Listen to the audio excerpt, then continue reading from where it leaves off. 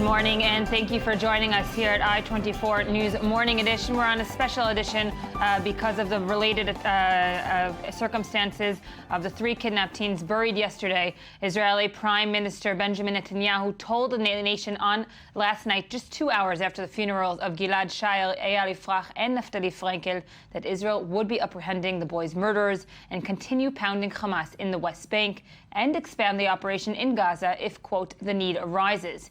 We're joined in studio by I-24 News senior Middle East analyst Ali Waked. Good morning, Ali. Morning. Of course, Netanyahu says these words just moments before he goes into a cabinet meeting. On the Palestinian side, they're looking very closely to what the cabinet decision will be ultimately.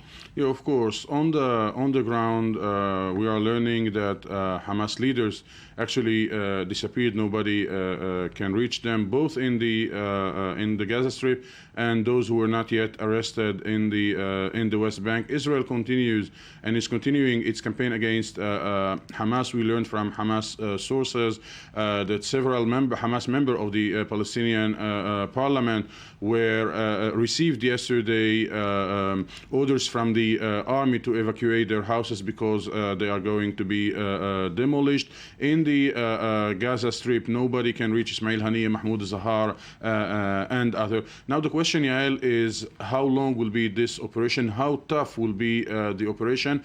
And whether the targets are going to be precise Hamas targets or large targets. Large target can change the equation in the sense that Abu Mazen cannot keep being aside watching this confrontation between Hamas and between Israel.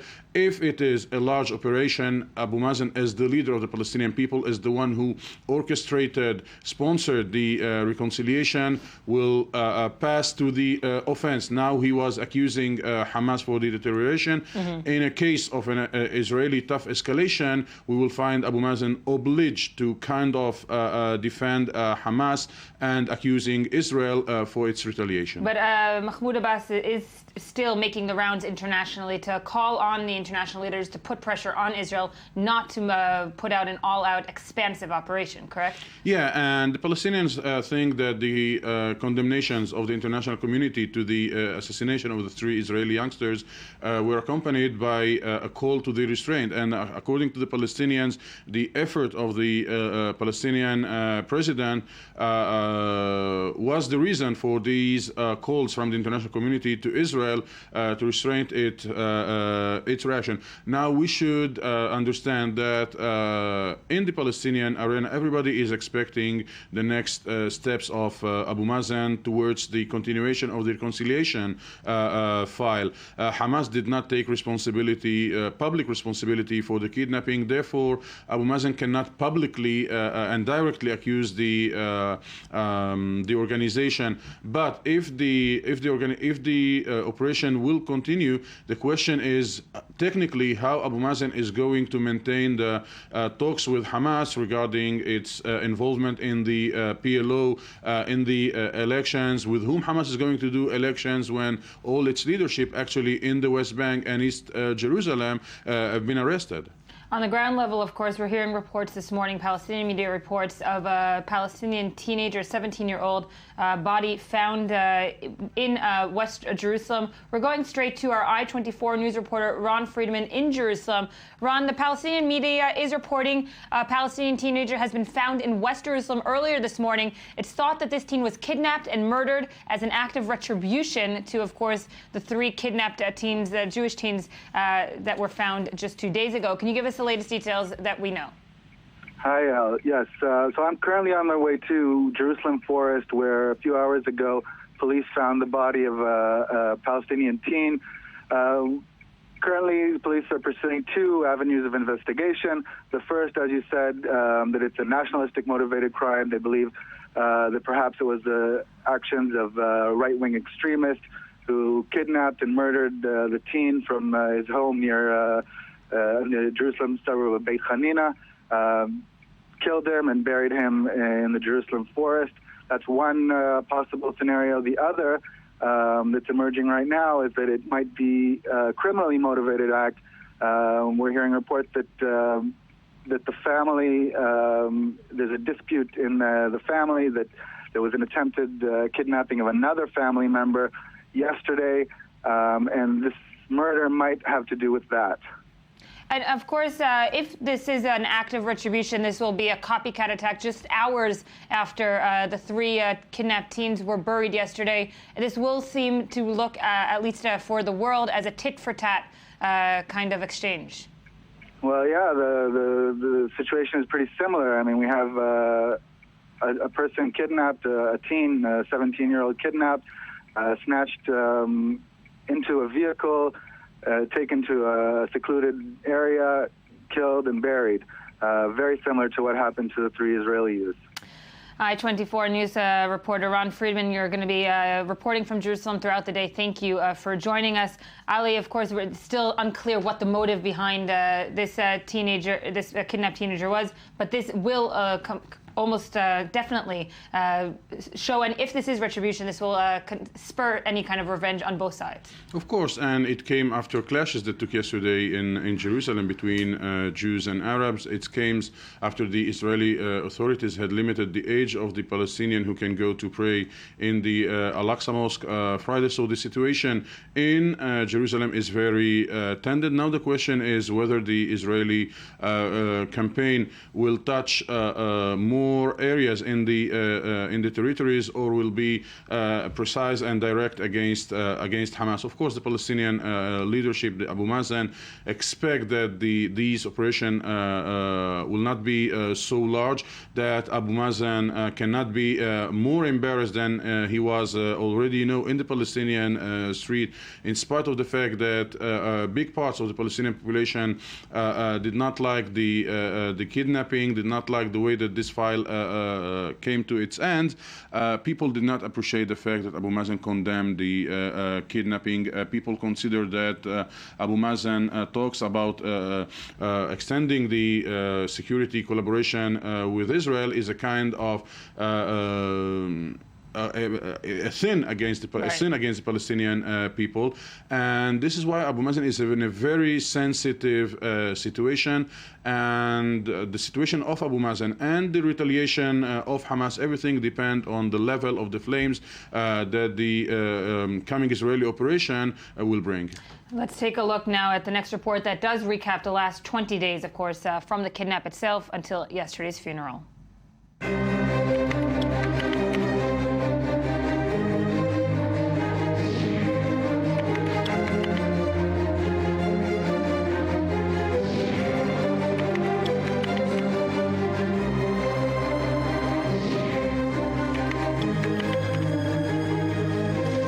Hamas terrorists carried out Thursday's kidnapping of 3 Israeli teenagers.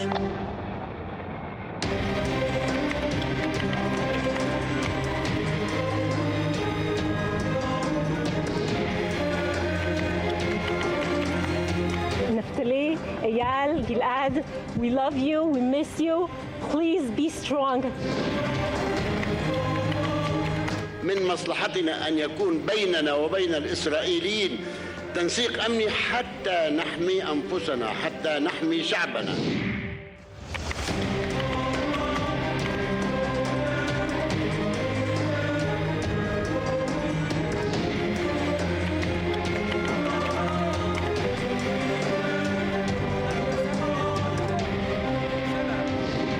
I believe much more can be done and should be done by so many.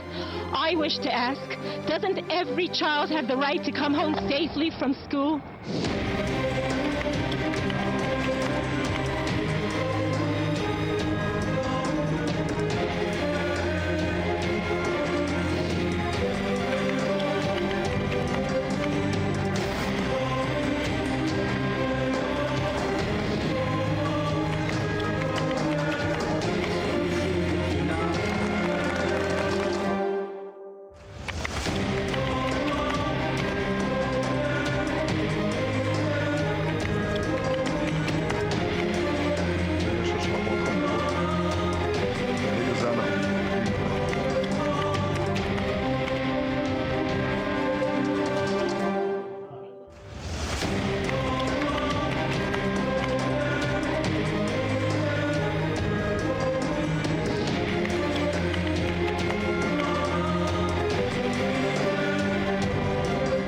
A vast abyss separates us and our enemies.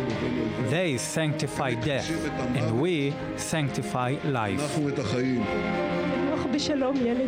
Rest in peace, my child.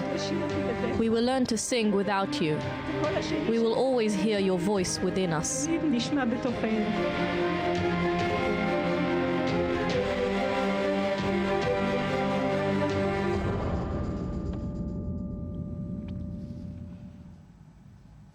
Extremely difficult 20 days that went over the Israeli nation completely, and of course around the world as well. Moav Vardi, a Channel 10 diplomatic correspondent, you're here with us now. Benjamin Netanyahu, the Prime Minister, not only spoke at the funeral, but he did address the Israeli nation yesterday at 8:30, right before another second cabinet meeting started.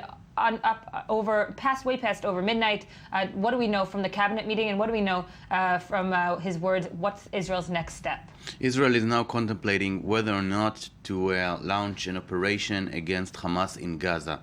I think that this is the major issue that was put upon the cabinet table yesterday late night, because up until now Israel has actually exercised any measures against Hamas in the West Bank in 2 weeks during these 2 weeks operation. And now the choice that Benjamin Netanyahu and his senior cabinet has to make is whether to punish Hamas in Gaza as a responsible for the kidnap, for the abduction and the murder of the 3 Israeli teens. And I must say that Prime Minister Netanyahu is tend to not to go for an attack in Gaza. Why? Because any attack in Gaza will be perceived as something not connected to the kidnap, because Israel up until now doesn't have the smoking gun that connects Gaza leadership, Hamas military leadership, to the murder of the 3 guys in the West Bank. And any kind of operation against Hamas in Gaza will almost automatically deteriorate the situation and make Hamas have to retaliate, and then you found yourself in another front in the south, right? Much bigger than now. Well, it's important also to note the amount of rockets that have been launched from the Gaza Strip. Yes, but the rockets launched from the Gaza Strip, I mean, basically, it's another, I would say, another front, another issue that the IDF dealing with it every night, every other night, with this Israeli Air Force attack over Gaza, which has nothing to do with the murder of the kids. I mean, even if there was no murder of the 3 teens, they were launching Qassam rockets over Sderot and in the kibbutzes around Gaza, and then Israel will retaliate the same as it did in the past 3 or 4 nights. The question now is whether to go on, a murdering or not murdering, expansive operation, expanded operation, or killing Hamas senior officials, as Israel has done before and stopped since, I think, 4 or 5 years. The targeting assassinations since Ahmad Jabari, 2.5 years ago. There was nothing like that. 1.5 years, of course. So, as far as I understand it, Israel, I mean, Netanyahu and his senior cabinet ministers will rather go for an act of retaliation, like settlement buildings, like deporting Hamas senior officials from West Bank to Gaza, which will generate a huge criticism among the international community over Israel. But still, it's not something violence that generates violence from the other side and might deteriorate the whole region. Netanyahu, Hamas was discussing exactly the scenarios that Moav just addressed. They are, when I asked Hamas members, in case that one big name of Hamas is killed in the Israeli operation, and Israel in the past targeted leaders in Hamas, would the organization answer would be like Hezbollah after the killing of Ahmad Mughniye, or would they retaliate in a way that will oblige Israel to go to this big operation in Gaza? And they didn't have the answer. And in my opinion, the truth is that Hamas did not take responsibility for the kidnapping, but we should not forget that it appears that the kidnapping kidnapping failed. And we don't know, in case that the kidnapping succeeded, if Hamas would not start officially addressing the conditions to the liberation of the three Israelis. And would have used it, of course, for releasing of prisoners and so forth, another ways that we've seen. Moab, within the Israeli cabinet, of course, there are many different voices. We do hear that Netanyahu is looking for a unanimous decision from all his cabinet ministers. Is that something that you believe can be reached? We're talking about ministers such as Justice Minister Tzipi Livni on the one side and the Economics Minister Naftali Bennett on the other. Not only the both of them. I think there are two different, I would say, camps around the cabinet table. On one camp, there are ministers who support or urge for a much stronger acting or retaliation against Hamas in Gaza, which is from Avigdor Lieberman, foreign minister, who is supporting, invasion of Gaza in order to make Hamas get out of position of power, and Naftali Bennett, who wants a strong reaction, and also Gilad Erdan, which does not want to conquer Gaza and to invade Gaza, but still wants to retaliate against Hamas and senior officials. These are the three major, hawks, if you want. Yeah. On the other side, you have Lapid, Livni, and Bogi Ya'alon, which support a much moderate response, which urge for restraint and not going to to contemplate on retaliation acts that might get Hamas engaged in something that Israel does not want Hamas to engage with. And this is a back and forth within the cabinet. And Netanyahu himself is leaning perhaps more towards Livni and so forth. Maybe because his administration thus far, and if you compare it to previous prime ministers, has been relatively quiet on the security front.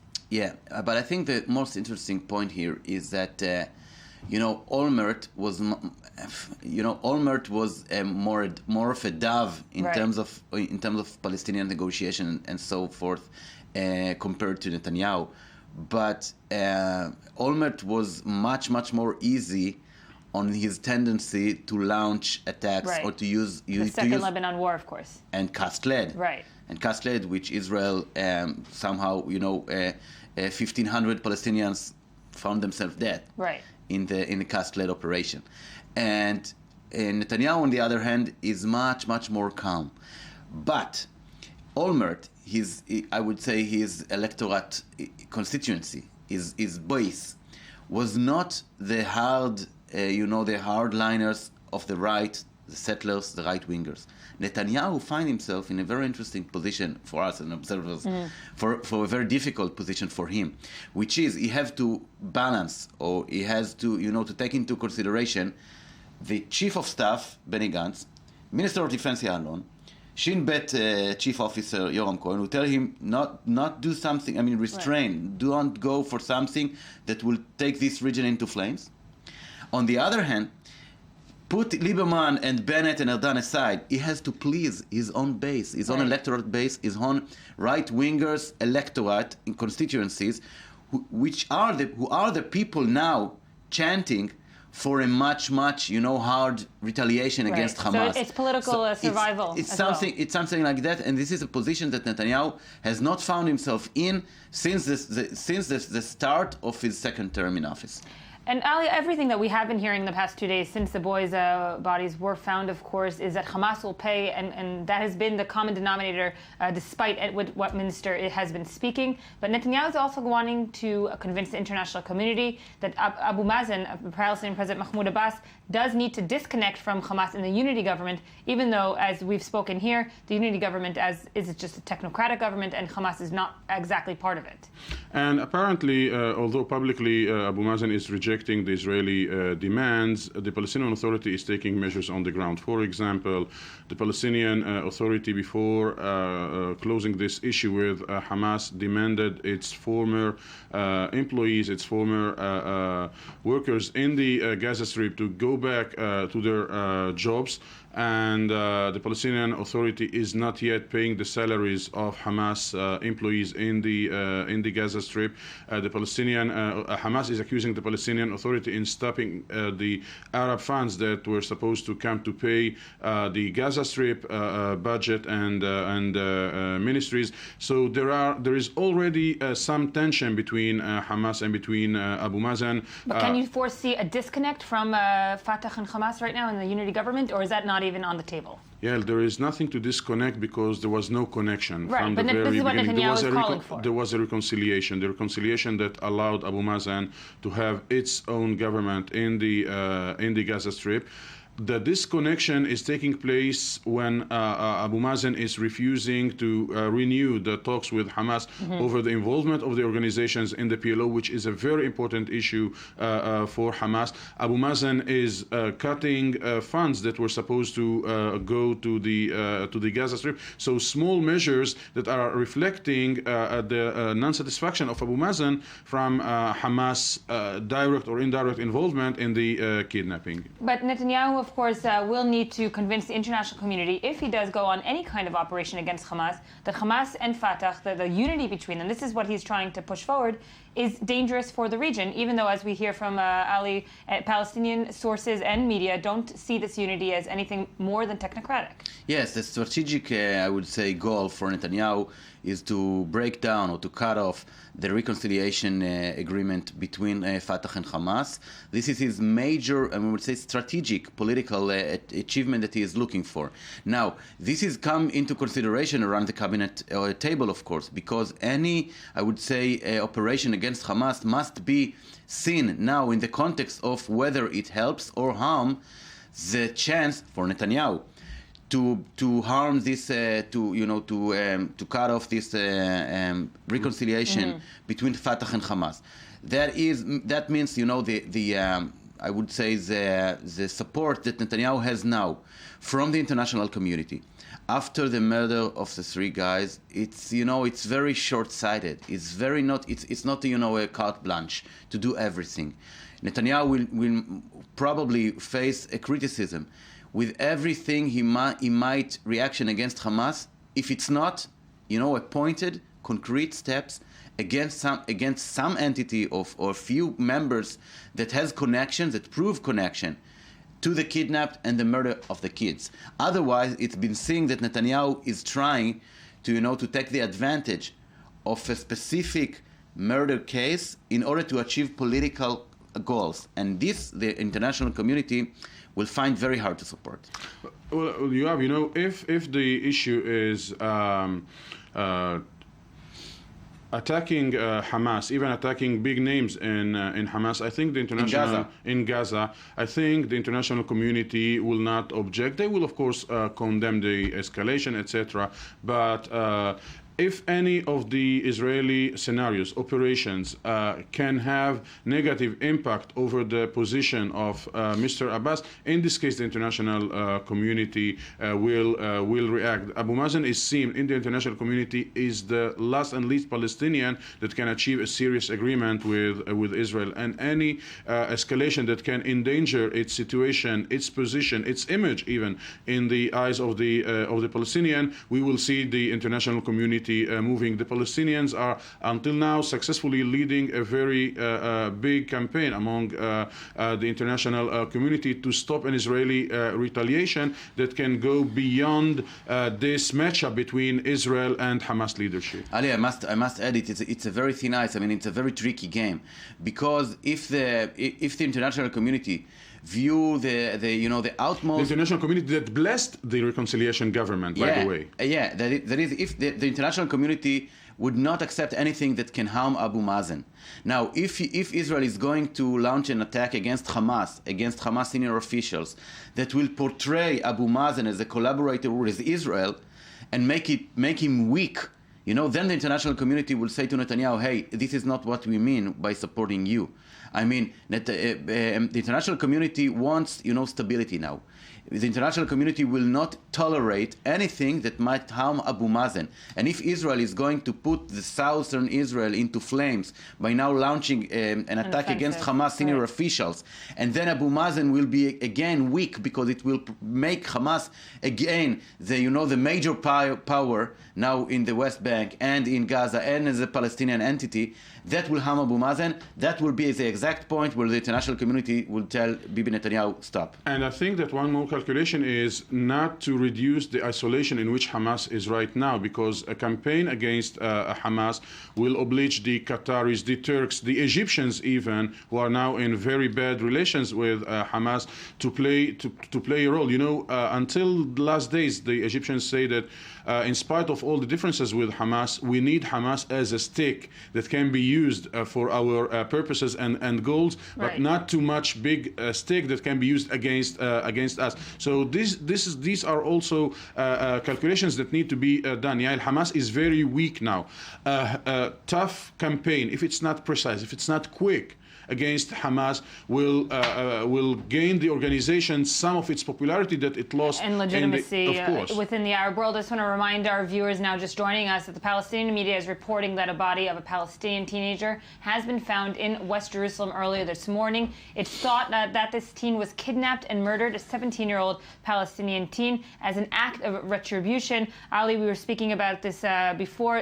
What's going on now on the ground within the West Bank, and of course here in Israel, we saw yesterday dozens protesting against or calling for retribution. Israelis calling in Tel Aviv for retribution of the 3 murdered teens. Something, of course, as we're seeing this morning, can be an act of revenge. Yeah, officially, right now, we don't know whether it is the act of revenge that everybody was expecting, but during the night in Jerusalem, there were clashes between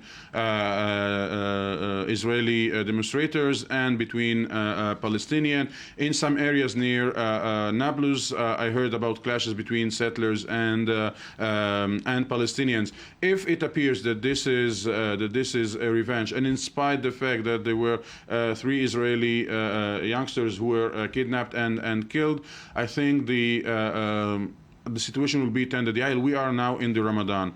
We are now in the school holidays. The situation is already sensitive and tended. This is a very tended and sensitive period in the year without this big story of the kidnapping. So if it appears that this is a revenge, I think Hamas and the other organizations will find it to justify their call to launch a more bigger rhythm of resistance in the West Bank. Hamas and Islamic Jihad in the last couple of days are calling the citizens of East Jerusalem and the West Bank to retaliate and to rise up. Of course, the settlers that we saw yesterday across from the Defense Ministry headquarters here in Tel Aviv, not only settlers, Israeli citizens themselves calling for revenge. This morning, we still don't have confirmed reports that this was an act of revenge, but it's definitely a change of atmosphere, not only in settlements, but also here in Israel. Yes, one thing is sure that Arab-Israeli kid was murdered tonight, and it doesn't matter why, because a teenager, a kid lost his life. But of course, from the political view, it will be a major difference whether it's something criminal inside the Palestinian his family, or something political like a price tag or something like that by settlers, which might turn the whole region into flames. Right. But despite an operation, the settlers themselves, who are now also calling for new settlements, and if this is an act of revenge, can actually light up the region itself. Yeah, one of the things that Netanyahu is contemplating now, in this past 2 cabinet meeting, is somehow to react with building constructions of settlements in the West Bank, but something that will be not more of the same of what we have seen in the past year, I would say. And one of the ideas that were brought up by Bogi Alon actually is to take a small neighborhood around Alon Shvut, which is in Gush Etzion, in the Etzion block, and to turn it into a new settlement, an Israeli settlement, something that has not been done since '92. We'll be back after the break.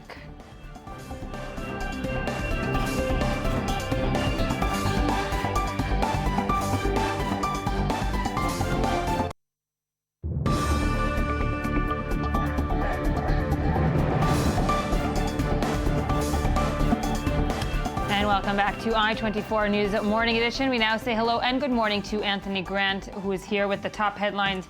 Anthony, of course, the Israeli papers are still, of course, concentrating on the funeral yesterday where the three boys were laid side by side. I'm going to show very quickly this headline from Yediot Aharonot, major Israeli daily. If we can maybe zoom in on that. Here we go. So this is the situation where a picture speaks louder than words, and so there's there you are on the other side. So there's reverberating across the Israeli headlines, and just bringing it back to the English language. Haaretz, this was something yesterday online, but I think it bears noting. That Israel lifted the, and I'm sure we've talked about this, the gag order on the kidnapped teens. SOS call, gunshots were heard. Again, we haven't actually spoken about it. It's, of course, it's chilling just to hear this recording. It's chilling, and also the sort of breakdown in the chain of command there in terms of the emergency response, which is something that's also being played out in the media, a little bit less so internationally, but certainly in Israel. We'll come back to that in just a second. Yeah, we can just take a quick listen to the actual recording, which is extremely chilling. We'll be getting it ready in a few seconds. Okay. Of course, what was so chilling about it was that we knew that one of the kidnapped teens, Gilad Shaar, had called the police.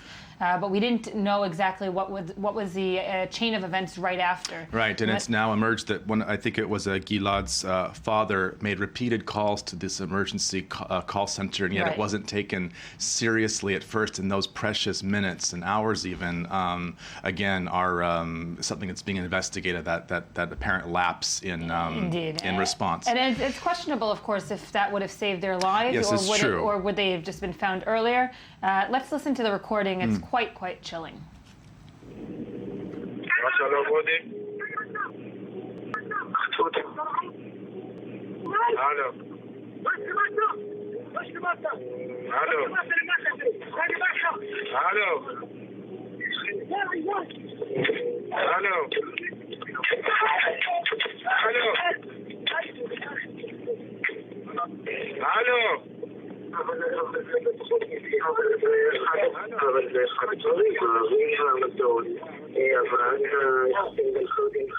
Okay, so there you get what these articles, of course, are talking about. Again, very chilling and disturbing to hear the audio. And to come back to that just in a sense in a second, but again from Haaretz, of course, Netanyahu saying that Israel will continue to act against Hamas. So again, and the same kind of picture of the kids' mothers, the funeral. So also going back to the funeral yesterday, the Jerusalem Post, of course, talks about what Shimon Peres had to say. He said that, we prayed for a miracle. Unfortunately, a tragedy occurred, and there's a picture of the president of Israel with the father of Naftali Frankel, who, of course, a U.S.-Israeli national. The New York Times has a headline which is a little bit more dramatic, a trail of clues and then heartbreak. Indeed. So, and again, there's some controversy with this article, but not going to get into it right now, but, sort of a detailed account of everything that led up to yesterday's events. The Jewish Daily Forward says, as Israel mourns slain teens, everyone wants someone to blame. And again, going back to the fact that the response, was it on the ball or not? That's part of it. Just one small part of it, actually. But again, with the emotional photograph there, so there's that aspect of the story. And all over in the United American press, international, the Miami Herald, for example, talks about tens of thousands of Israelis mourn slain teens, sort of a national mourning situation which has been chronicled in the international media. New York, CBS News there in New York has said that New Yorkers have mourned a vigil outside of the Israeli consulate on the east side of Manhattan there. And Mayor de Blasio of New York has expressed shock and outrage over the killings as well as... It was a very also almost spontaneous vigil that was held there by New York Jews right outside of the consulate, as you said. Yeah, of course. Busy Manhattan street. Very busy, so it's almost symbolic on a certain level there. And let's not forget, in the Arab press, Arab media, there's other reactions to things that are happening. The Daily Star up in Beirut has this headline, Palestinians furious as Israel resumes punitive demolitions. So there's, again, the coverage in the some of the Arab papers is looking at the other side of events and interpretations of Israel's this response. This is happening, of course, as in the past few days, house demolitions are continuing. One has been, of course, approved by the court here in Israel, but it's something that's looked at internationally in a very bad way. Yes, and of course, yesterday our own Ruti Sinai spoke about the fact that it's questionable if how effective that policy, for lack of a better word, actually is. Certainly, there's some symbolism involved there, but as far as actually what good it will do in the long run, I think is something that people even in Israel could be asking that question. Indeed.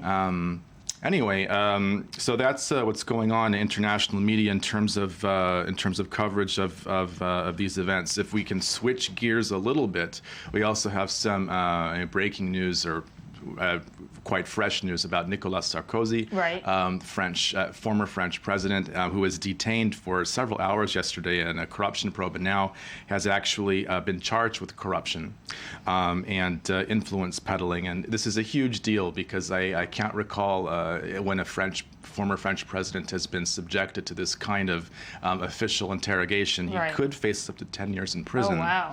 So it's not only Israeli leaders, as you're saying. No, I think leaders across the world look out. Leaders around the world. Okay. Yeah, so I think the French press is going to be, of course, following this hour by hour, and of course, what was actually behind the investigation, who was orchestrating this, is something that's also going to be playing itself out in the conservative dailies and the liberal ones. So, have we heard from Carla Bruni?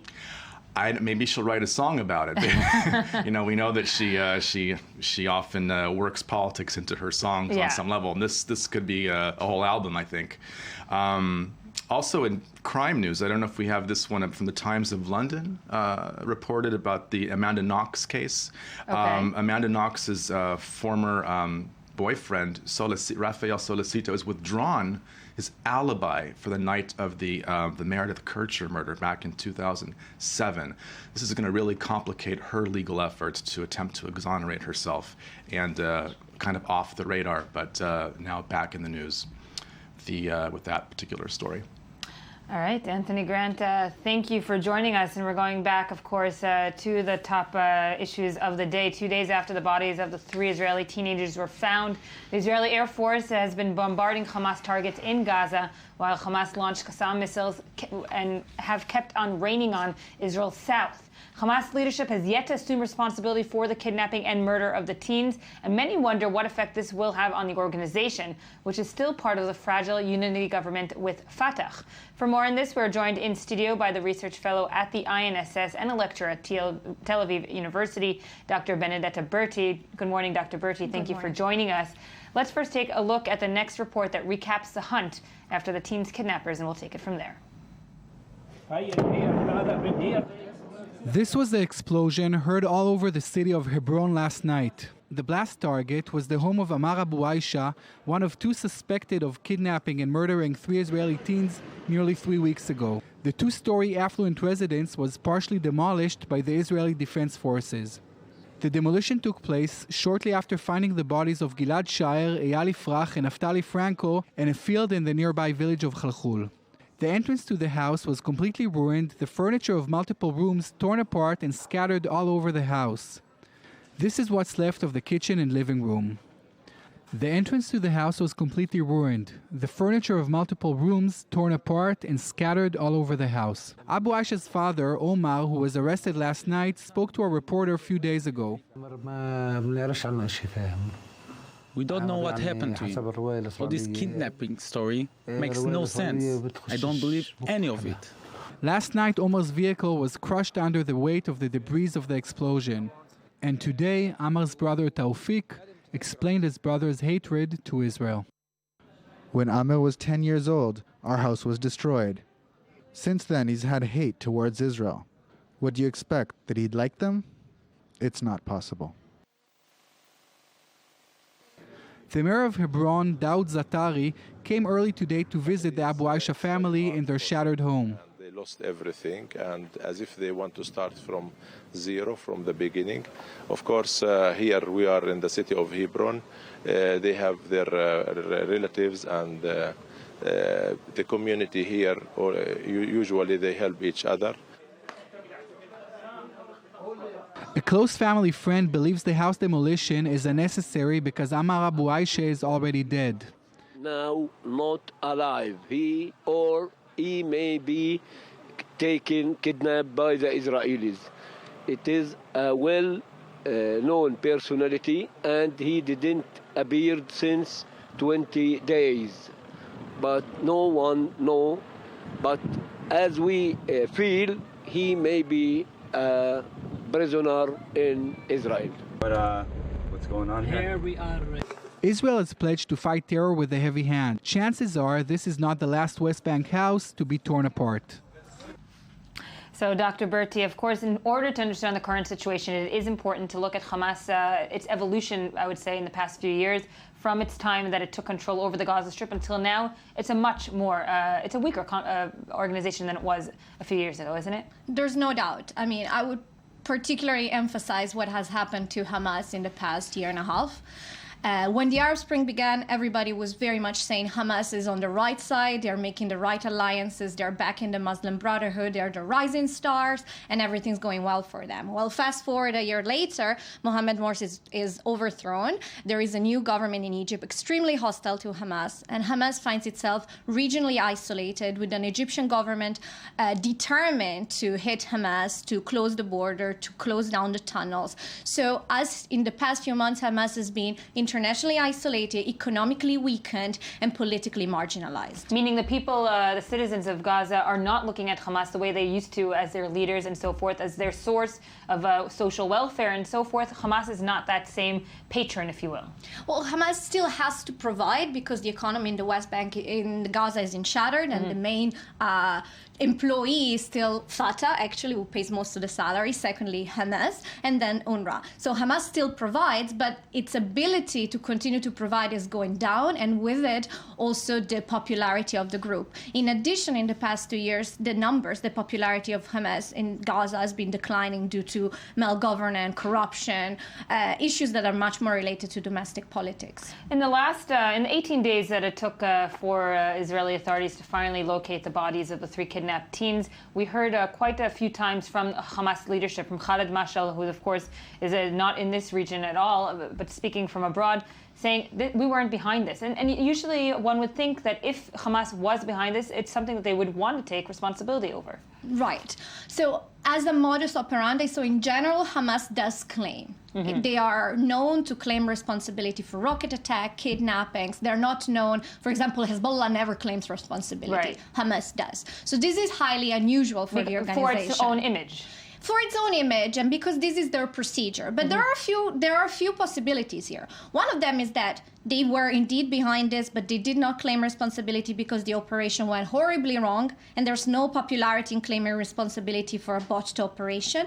Another possibility that we shouldn't discard is that this operation was perpetrated by a local West Bank cell of Hamas without knowledge of the central leadership. This has happened over and over in the past decade. Over and over it has happened that local members have gone against the orders of the central leadership and, for example, stepped in and undermined ceasefires. So there is a certain internal tension within Hamas that would lead us to believe that it's possible that something happens without Mashal or Ania giving the green light. But had this turned out differently, had we not found bodies, but we found kidnapped teens, and there would have gone through some kind of Palestinian prisoner deal due to the negotiating to release these teens, would Hamas then have taken credit?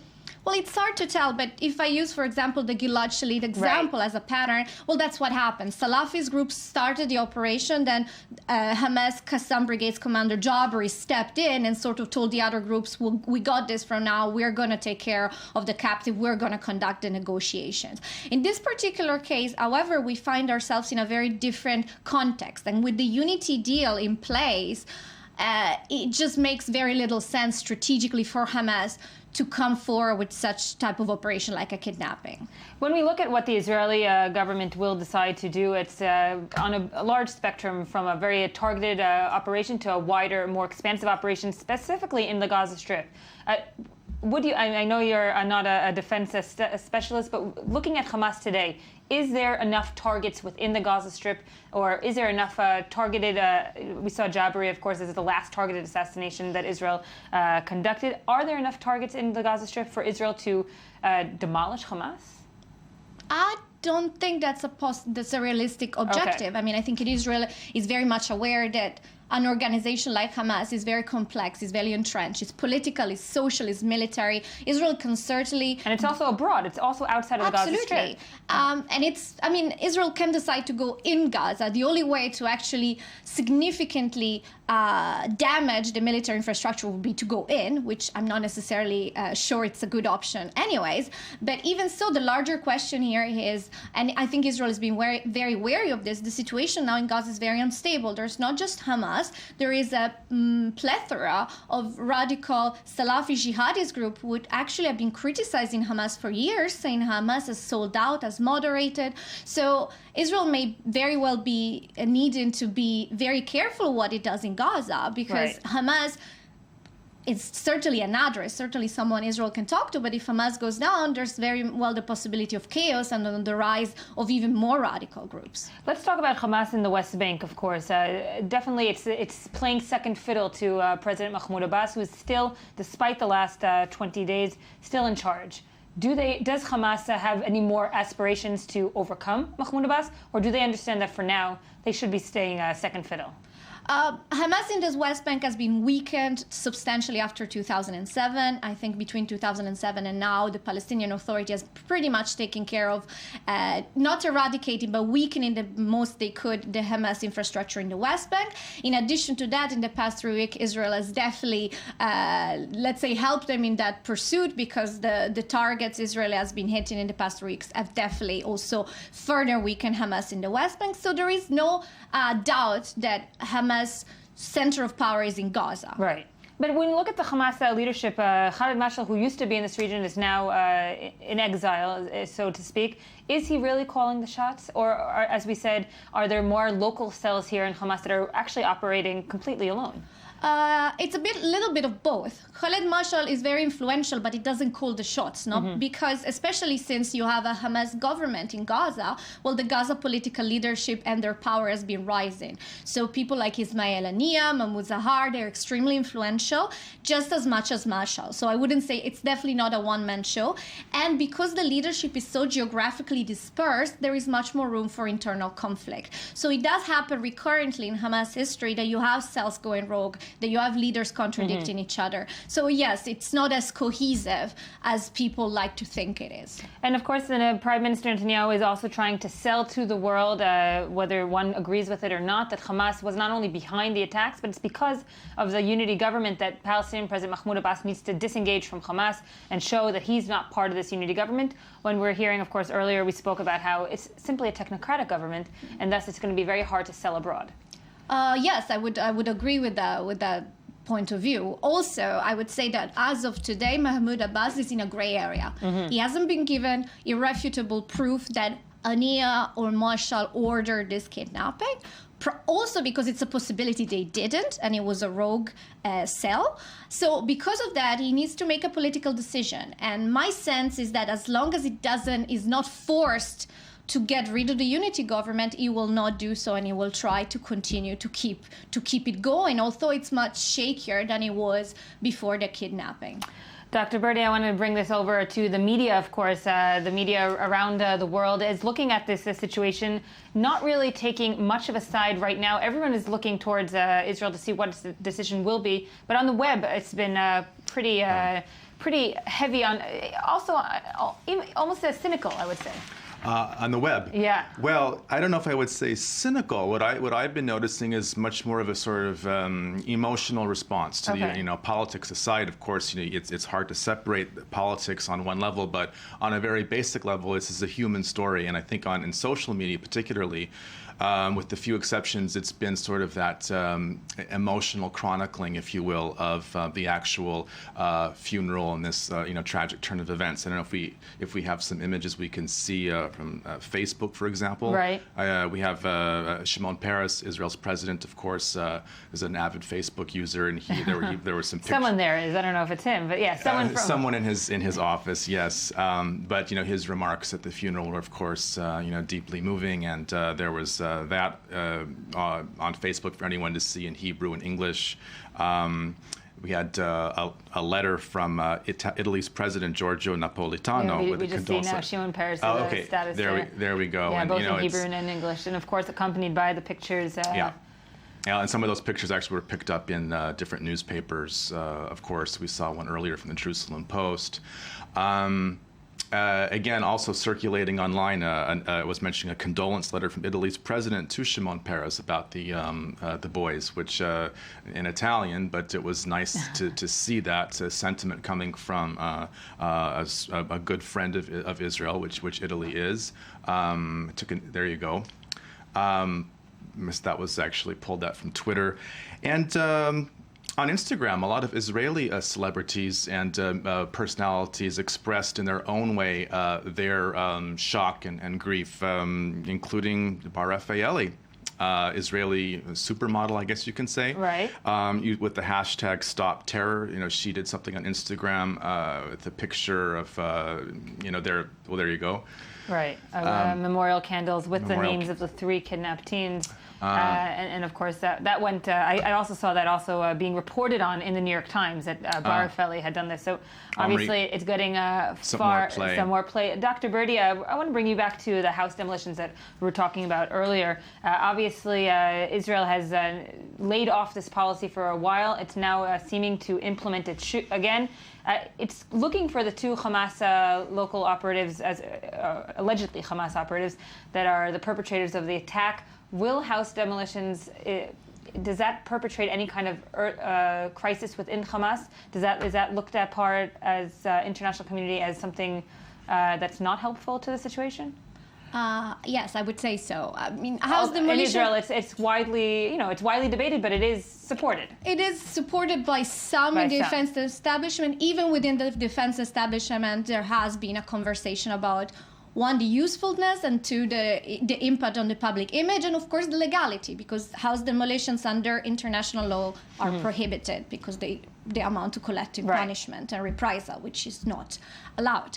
So internationally, it's very hard to sell house demolition because they're illegal. Within Israel, the conversation needs to be about, do they work? Do they work in securing justice for the murdered teenagers, or do they work in deterring further kidnappings? Deterring the families? The problem is we don't have really good evidence that it does any of this. What we do know is that it creates more frustration. What we do know is that Palestinians tend to use it as a way to back their narrative, to back the fact that they perceive Israel as being not just an occupier, but an occupier that is not benevolent at all, to put it mildly. In other words, it is something that really sparks very much outrage and frustration within the Palestinian population. And we don't have any substantial data that tells us that house demolition leads to less political violence and terrorism. All right, we're going to go straight now to our I-24 news reporter, Ron Friedman, who is in Jerusalem. Ron, we're going back to our top story of this morning. Palestinian media is reporting that a body of a Palestinian teenager has been found in West Jerusalem earlier this morning. It's been thought that this teen was kidnapped and murdered, perhaps as an act of revenge. Can you elaborate on the latest details? Yeah, so I'm in Jerusalem right now, where there's a large police presence. So to recap, a few hours ago, police received a call that a body has been found in the Jerusalem forest just outside the city. They responded to the call, and they found the body of a 17-year-old youth, a Palestinian youth from Beit Hanina. They linked that to another emergency call that they got earlier yesterday evening, which said that a youth went missing. They believe it's the same person, and they're currently investigating the case, pursuing two avenues of investigation. One is that it was indeed an act of retribution by right-wing extremists, Jewish extremists, who wanted to retaliate for the kidnapping and murder of the 3 Israeli youth by doing the same to a Palestinian youth. Right. The second avenue of investigation is that it might be a domestic dispute, and they're currently investigating it. Like I said, there's lots of police forces here, and they'll be announcing their findings in the next few minutes. We heard a few ministers already taking to Twitter and condemning this murder. Of course, the police are going to open the investigation, as you said. If this does seem to be an act of retribution, what will police activity, or what can we expect from the police to do next? Well, it's police as well as other security agencies, Army intelligence. They know about cells of right-wing extremists. Some of them are infiltrated. Some of them they have good intelligence about. They'll be pursuing their leads, following up on known suspects and who they believe could be behind it. We know that last night there was a very violent right-wing protest in Jerusalem, calling on the government to do more to take revenge on Palestinians for the murder of the 3 Israeli youth. 47 people were arrested at that large demonstration. It might be connected to that. Police are also following up on those leads.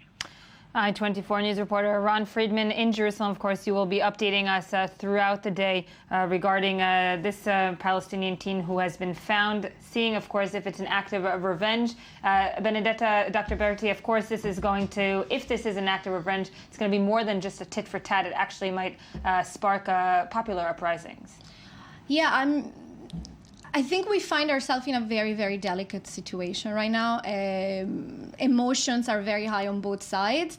And what would be responsible, I think, for the political leadership on both sides to do right now is to diffuse the tensions. I think from both sides we should hear calls to stay home, not to take justice in their own hand. And it's definitely more than fair than justice needs to be served to the families. Right. It's fair that those who were involved in the kidnapping need to be brought to justice and prosecuted. But that's where we should focus our attention, not in reprisals, and certainly not in using this as a political ploy to start pointing out the sectors of society and trying to point them out as potential enemies. I think that's not helpful. Indeed, indeed. And we're going to be, of course, hearing what the cabinet has decided here in Israel. Dr. Benedetta Berti, research fellow at the INSS, thank you for joining us. And Anthony Grant, you'll be back. After the break, coming up next, we're going to be speaking about Nicolas Sarkozy, who has been charged with corruption. We're hearing this morning. But first, let's hear some more of this morning's headlines.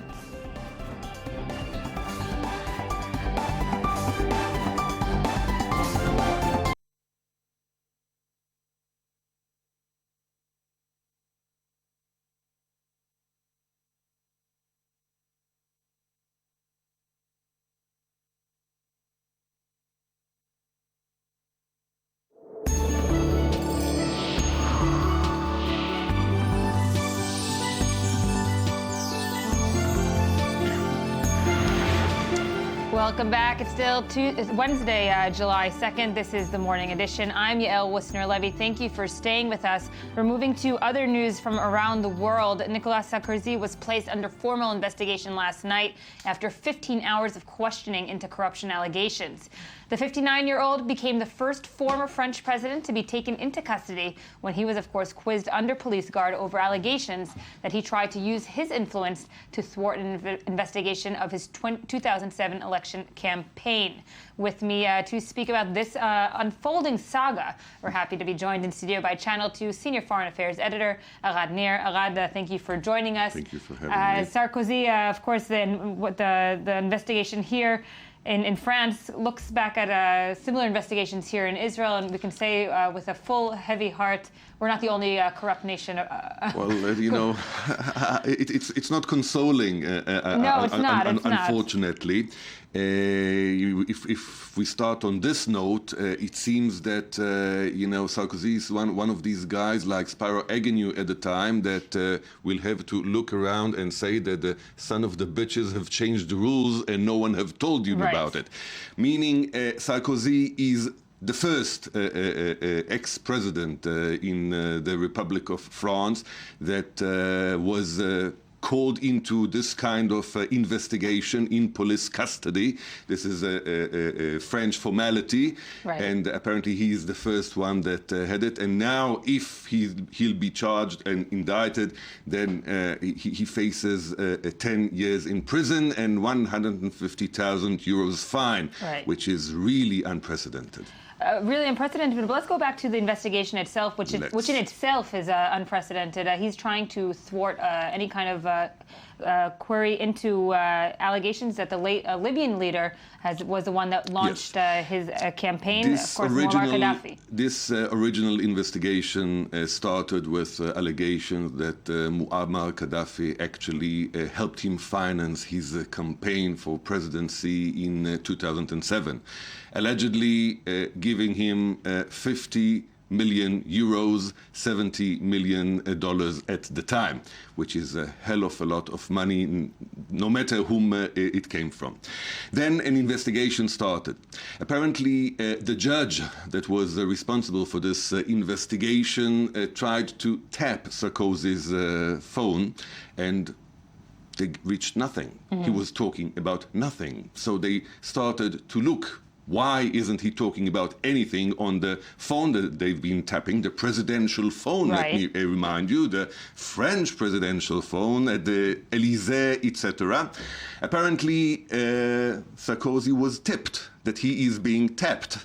So he used another phone for his own businesses on a forged name. So while being a president, yes, very, very interesting. So this investigation carried on. There are other people that were investigated for being for financing his campaign in an illegal manner. Liliane Bettencourt, the heiress of L'Oréal, which was very old at the time and not totally bright or coherent. That would be the definition. And this investigation was going on and on and on. Apparently, the French law, opposing to our law here in Israel, does not allow to investigate an acting president. While he is in office, he enjoys immunity. So when he left office in 2012, these investigations started running and accelerating. And apparently yesterday, for the first time in French history, he was placed under investigation in police custody. He was called into a police station. This is a judiciary procedure in France. They can call you, they call any citizen for investigation, and you are not coming in and out. You are being placed in garde à vue, they call it. You are in police confinement, being questioned this whole period. This morning, this questioning was transferred judicially again into an official inquiry, official investigation, which again, it is unprecedented for a president. For a president in France. I mean, here it's we are very used to it. We are very used to it here in Israel, unfortunately. But this is really the first time in France. Now, if I'll tell you that this has never happened before, I'm not sure that I'll be right, but again, this is the first time that a president is being investigated on these allegations. Now, if we take apart the criminal aspect of the corruption and so forth, there's also a political aspect, a significant aspect. Why was Gaddafi putting so much money into Sarkozy? Why was Sarkozy willing to take this money from someone like Gaddafi? We have to remember it was 2007, different times. Looking back at it now in 2014, it seems quite chilling almost. Yes, well, the reason at the time for Gaddafi was quite obvious. Gaddafi was in the process of rehabilitating his name in the international community. He gave up his weapons of mass destruction program, his nuclear weapons program, and actually he became part of the civilized nations for a time being. We all remember his tents that were placed in France near the Elysee when he visited Sarkozy at the time, and even his predecessor Chirac, and not only in Paris, even in New York. He placed his tent when he was visiting. So he was in this kind of process, and from his side, it would have been just obvious to try and lubricate his way into this community again. And if he had to pay some money, I mean, for him, $70,000 at the time, $70 million at the time was nothing. Peanuts, of course. Peanuts, yes. For me, 70,000, 70 million, 70 billion is the same. Yes. No, it's the very same. I can't see the difference. Right. The problem was with Sarkozy. Now, as we know, these days campaigns cost money, lots of money, and politicians have to find ways to finance it, and unfortunately, they don't do it in a legal way. Sarkozy, if it's proved right, Sarkozy went a step too far. Right, but it's also from who you take, not only if you illegally fund it. This is what I say. It's a step too far, and well, Sarkozy, for his own defense, he claims that in 2011 he was one of the leading leaders in the world that claimed that Gaddafi should be bombed and ousted, and he led this campaign against Gaddafi. So it proves that he didn't take the money. Well, this is the history of it. Again, there are present implications regarding the French political arena. Sarkozy and the Sarkozists, as they call them in the UMP, the conservative French party, which he wants to lead again into the next presidential election, they put all the blame on the Hollande and current President Hollande's camp.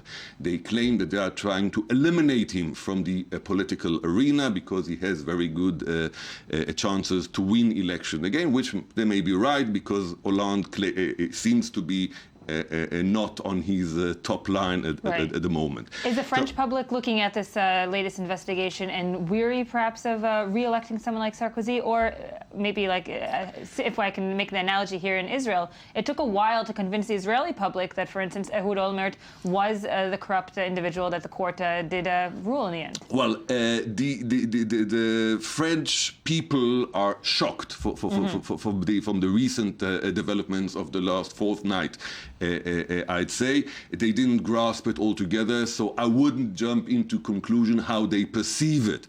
The French political arena is overwhelmed, and the general notion is that just the developments of the last 24 hours would ruin Sarkozy's chances to go back into the political sphere. And definitely ruin his reputation internationally. That's no doubt. No doubt. Yes. Arad Nir, Channel 2 Foreign Affairs editor, thank you for joining us. Thank you for having me. And now we get to say hello and good morning to Anthony Grant, who's here daily with what's hot on the web. Anthony, we've had quite a morning talking about the Israeli news, but now there's other news, of course, on the web that we're going to talk about. I want to quickly say I don't think Sarkozy's reputation is ruined. I think it's a stain, and I think he's going to be the comeback kid. Are you saying that because you like Carla Bruni, or are you saying because that because I love Carla Bruni, yes. I knew there was an underlying... we know that I'm a Carla Bruni fan, but anyway. It has nothing to do with your politics. But, okay. In the meantime... I'll let the police there know that that's... Notify the French. Exactly. Yes, of course, we were talking about social media regarding the Israeli teens, and I don't know if we can look at some of the images that some Israeli celebrities have been putting up on their Twitter, Instagram. Right. So we saw Bar Rafaeli before, of course, putting up memorial candles. Yes, Bar Rafaeli, Omri Caspi, another one. It was the first NBA player. Yeah, plays for the Houston Rockets, the first Israeli-born player to compete in the NBA, and he posted this on Instagram, and he actually wrote as well that these were, in his words, innocent boys trying to live out their life, tragically cut short by terrorists. And again, it's very kind of it's really a haunting image. Right. And Instagram, of course, it's so, you could say it's on some level, to do these kinds of things on Instagram is a little crass, but yet again, it's a way for people to really show how emotionally resonant this kind of tragedy is, and it's symbolic. We have also the Israeli model and actress Moran Atias, who this is quite, this pretty much says it all, and this is a very dramatic picture. And obviously she's crying in it, and I can't see with my bad vision here the number of likes that has, but a lot. It's way over 14,000. Yeah, and that was just when that screenshot was taken. So again, this is the kind of thing where political dimensions aside, emotionally speaking, this is a deeply personal and an awful story. Right. So you're seeing this across the board: Twitter, Facebook, Instagram. We have the tennis star, Shahar Peer. Shachar Pe'el, Better pronunciation than me. She posted this on her Instagram account.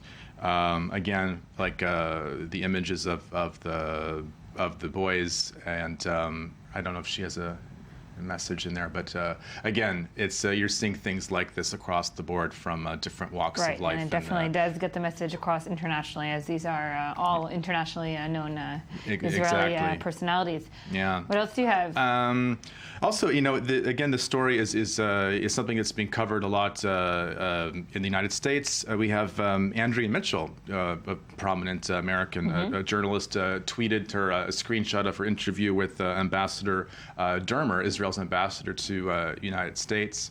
And of course, kind of talking about what he was saying on her show, and I'm not sure the exact timing of this, but what actually Dermer said, I think, is in this case is less germane than the fact that, again, this is just a huge story. Not just in Israel, the Middle East, but in the United States and the world. Right. It's again, the political dimension to it, the human aspect. So it's something that we're kind of in the midst of as things develop. But it has the dramatic aspects, and again the family aspect. So I haven't been able to see some of these American television coverage, but I'm sure that when someone like Andrea Mitchell is focusing on this as one of the leading stories, it just points out the importance of it, really. And we saw the New York Times headline earlier. So again, in the Washington Post, New York Times, Wall Street Journal, again, all the aspects of the story are being covered. Indeed. All right, Anthony Grant, thanks for joining us. Of course, we are going to remind our viewers of the top story this morning. A Palestinian teen has been found, his body has been found in West Jerusalem. Police are checking claims that perhaps he was kidnapped and murdered by 3 Israeli Jewish youth. He was found in West Jerusalem. He has been identified as a 16-year-old Palestinian teen from Shuafat. It's a refugee camp right outside of Jerusalem. Police are opening an investigation to understand exactly what the motive was, whether it was nationalistic as an act of retribution or revenge after the 3 kidnapped teens were taken and found 2 days ago, the 3 kidnapped Israeli teens, or was it, of course, a criminal act between clans? Police have been opening up their investigation. Meanwhile, Israeli ministers from the left and the right have been tweeting about this this morning, calling for any kind of police investigation to come to their results quickly, saying that if this was an act of revenge, condemning any kind of act of revenge as such. We, of course, heard yesterday and saw many Israelis calling for revenge, also here in Tel Aviv and also in Jerusalem. We'll be updating throughout the show today about more about this top story. After the break, we'll also be having the latest on the 2014 FIFA World Cup winners and losers. But first, some more of the morning headlines.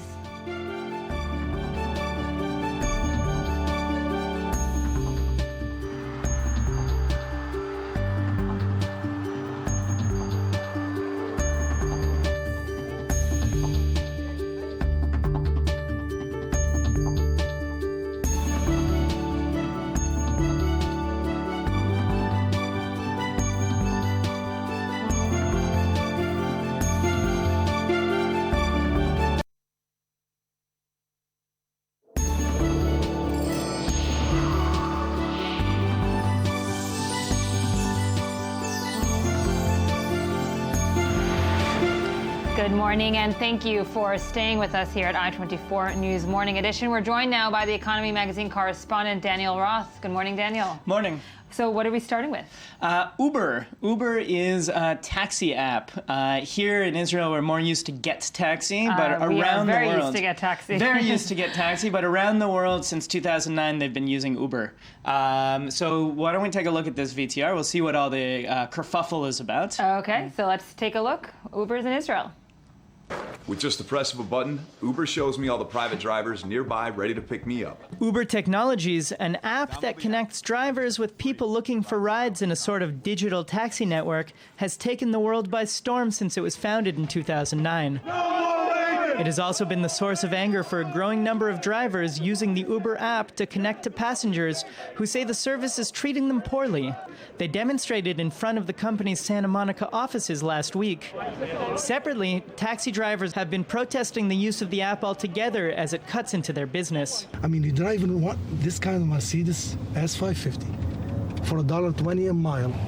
You barely, as the driver, will be making the minimum wage, or maybe to pay the loan on this car if you don't pay cash. In my opinion, I have big experience, more than 25 years of driving a life. Sorry, 23 years. I never see service business like this.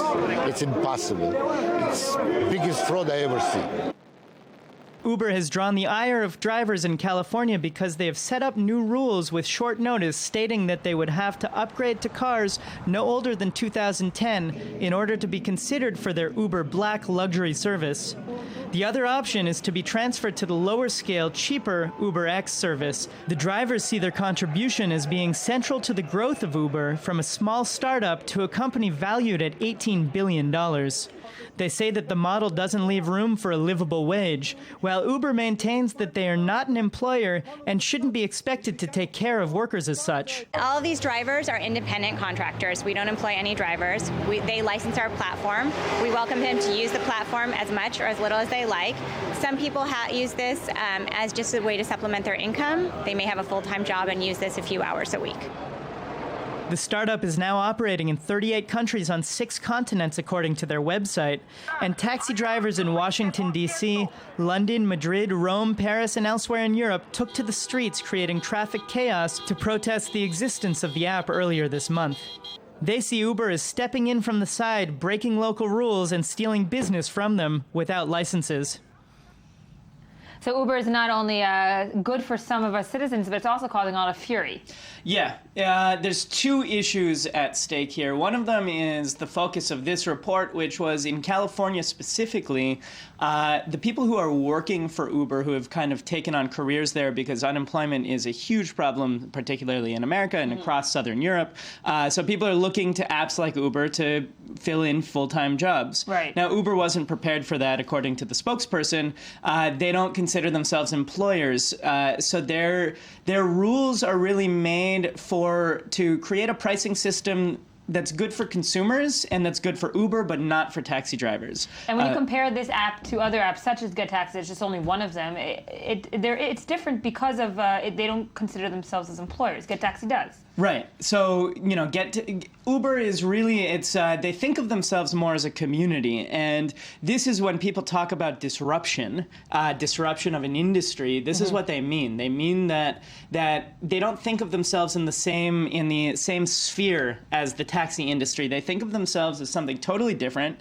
And they're taking up the space of the industry. And that goes for both the way the pay structures in California that the taxi drivers are saying just don't work. And that goes for also just for the complete and total industry across Europe and North America, where taxi drivers are slowing down traffic and coming together to say, you can't use these apps. Now, the issue is that taxi drivers in New York City, for example, you have to pay $1 million for a license. This is not an overstatement. You literally have to pay $1 million for a taxi medallion. So when you take into account the kind of effort and background and years it can take to become a self-sufficient taxi driver licensed by the city versus simply signing on to an app and getting fares that way. Right. You're talking about 2 completely and totally different worlds, and the app makes life very, very easy for everybody. and very, very challenging for the people already in the system, already licensed. Daniel, we're going to go straight now to Jerusalem, and we'll come back to this in a second, to our I-24 News reporter, Ron Friedman. You're there in Jerusalem, of course, on the unfolding story from this morning. Palestinian teen's body has been found in West Jerusalem. What do you have the latest? All right, so right now I'm outside the Jerusalem forest, inside Jerusalem. As you can see, police have blocked off access to the park. Large forces of the police are inside there now, carrying out initial investigation to see, find evidence to start the hunt for the killers. As you know, the body of the youth was found early this morning based on a call from police, call to police. Another missing person report was filed earlier. Police are currently unsure, but are working on the assumption that the two calls are related. Currently, police are working on two avenues of investigation.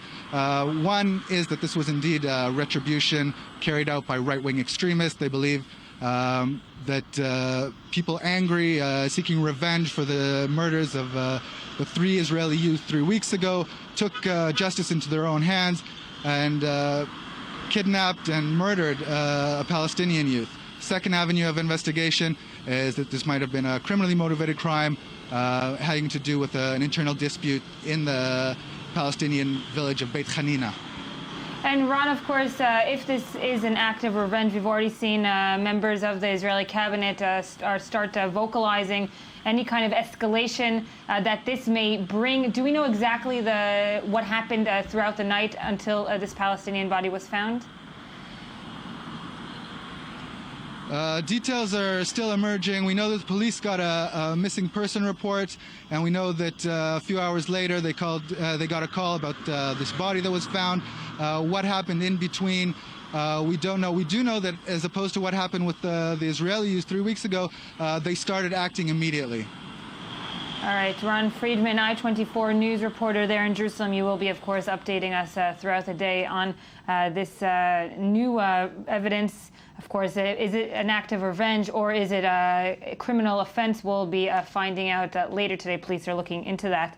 Back here in studio, Daniel Roth, we're just finishing up about Uber, but there's going on to a news story, Hobby Lobby?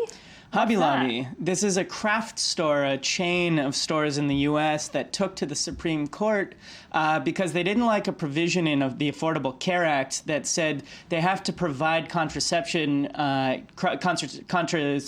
care to women based on their religious beliefs, based on Hobby Lobby's religious beliefs. Now, the Supreme Court, in a 5-4 decision with a major dissent from Justice Ginsburg, said, yeah, you don't have to provide these things based on religious belief, which Justice Ginsburg pointed out really opens the door to all kinds of exclusions and possible discrimination on a number of different grounds, using religion as a shield.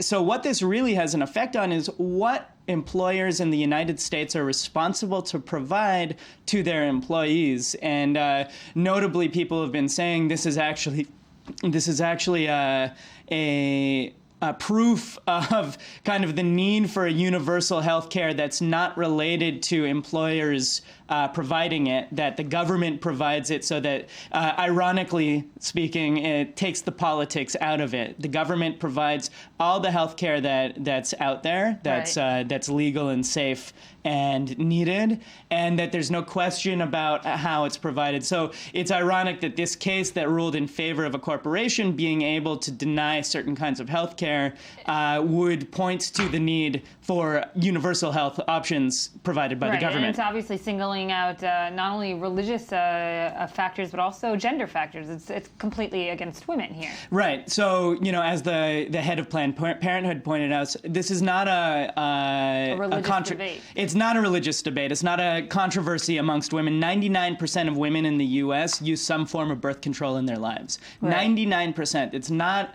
a question of mediums here. It's not a middle ground. This is something that affects all women across the U.S., and it's opening the door for people, again, to use religious beliefs to decide what they're going to provide and what they're not going to provide within the bounds of healthy and safe healthcare. So the court has ruled, but of course it's not leaving many people satisfied, and this may actually bring to bigger changes in the future. We should hope. Absolutely. Daniel Roth, thank you for joining us. Don't forget to watch, of course, the Economy magazine today at 7:10 Israel time here on I-24 News. And now with me is Jonathan Regev, the I-24 News Sports Magazine Morning, host. Yael. Good morning. So lots of stuff happening here in Israel, but we, of course, the rest of the world is looking at the World Cup. Yeah, World Cup, and the fourth and final quarterfinal was set last night. It will be Argentina against Belgium. Argentina, my beloved Argentina, again, not impressive, but they're through. Their game against Switzerland, one of the weakest we've seen, one of the weakest games we've seen in this tournament. Really, not one to watch. It was dragged into overtime, and on the 118th minute, just 2 minutes before penalties, Angel Di Maria scored from a Leo Messi assist, and Argentina are through to the final 8. Their rivals will be Belgium. They beat the U.S. 2-1. That game also going to overtime, and Belgium against Argentina. That's a rematch of the 1986 semifinal. Back then, Argentina won 2-0. Diego Maradona scored both. Will Leo Messi do the same? We'll know on Saturday night. We have a representative from South America, of course, and we have a representative from Europe, but can't get any hot and heavier than that in terms of fans. Yeah, it's pretty much 4-4. There are 4 European teams. It's France, Germany, the Netherlands, and Belgium, and 4 teams, we'll call it from the Americas, because Costa Rica is there along with Argentina. Which is amazing in itself. Yeah, absolutely. Costa Rica is there along with Argentina, Brazil, and Colombia. The games will start on Friday, the quarterfinals. France against Germany, giant match between 2 European powerhouses. And then later that day, Brazil against Colombia. And if you would think Brazil would be favorites, then judging by what we have seen so far, not so sure. Colombia has been very impressive. Brazil, maybe with the pressure of being the host, having to win. Right. So. And Saturday, as we said, the Netherlands against Costa Rica. That seems to be the most one-sided game. Having said that, Costa Rica already beat 2 former world champions. They beat Italy, they beat Uruguay. They did not lose to England. They put Greece away. And they've got now new fans. Even I'm a fan now of Costa Rica. Everybody loves. They're the underdogs. People love the underdogs. And the Netherlands, as good as they are, they may face problems against the Ticos. And the final game, as we have said, Belgium against Argentina. If people place Argentina as the favorites, judging by what we've seen through the tournament and last night, not so sure. Yeah. So games coming up tonight. We're going to see. No more games tonight. The quarterfinals begin. All those games begin on Friday. Friday 2 games. Saturday 2 games, and then next week we're going to see the semifinals. Bets are that one semifinal would be Argentina against the Netherlands, the other Brazil against Germany. Just by looking at the team players and their scores pretty much. But France against Germany, you know what? Any result is that goes historic. That's an historic battle. Absolutely. First, politically, if France were England, I'd be sure that the newspaper headlines would bring up the past. The English do it very good. The French. They're a bit more gentle, not so much. Politically correct. If it were England, that'd bring any World War II resemblance. You can bet on that. They've done that in the past. Yeah. France are a bit more gentle with that. But that's a huge game politically and football-wise. There have been France lost to Germany in the 1982 and the 1986 World Cups, and they want to avenge that, and they have the ability to do it. They're a good team. Brazil against Colombia. Brazil with all the pressure of being the host nation. They have to win. Anything other than a win would be a failure for them. But Colombia has been probably the most impressive team in this tournament. They came without their leading striker, Radamel Falcao. No one even remembers that because they have James Rodriguez scored already 5 goals in this tournament. A very impressive striker. And Argentina, Belgium, that game is practically open. Anything can happen. Quickly, we're going to go over to Wimbledon. Giant surprise. The competition that no one's really talking about. Yeah, it happens once every 4 years, but a big surprise. Rafael Nadal, world number 1, is out in the round of pretty much the round of 16. The 4th round, he lost to Nick Kyrgios, a 19-year-old Australian ranked 144th in the world. Nadal just won the French Open. He has 14 Grand Slam titles. No one can take it away from him. He won 2 Wimbledon titles, but 9 out of those 14 Grand Slam titles came in France and in the French Open and the French clay. What does that mean as his legacy? He is very, very good on clay. not as good as on the other surfaces, even if he won Wimbledon and the US Open and the Australian Open. Right. Roger Federer is through. He beat Tommy Robredo. He will meet Stanislas Wawrinka for a Swiss derby in the quarterfinal. That's going to be very, very interesting. And we spoke last time about Djokovic. Djokovic is through. Murray's through. Of those big four, only Nadal is out. Only Nadal is out, and well, someone else is going to be the new poster child of tennis. That's Absolutely. The Brits are crossing their fingers for Murray. He did it last year. Can he do it again? We'll have to see. The Scots. Absolutely. Jonathan Regeva, thank you for joining us. That's it for this morning. Visit us on the web, i24news.tv, or on our Facebook page. Don't forget to join us again tomorrow morning to start your day every day. Of course, we're going to be updating on the day's events here in Israel throughout the day here at i24 News. We'll see you tomorrow.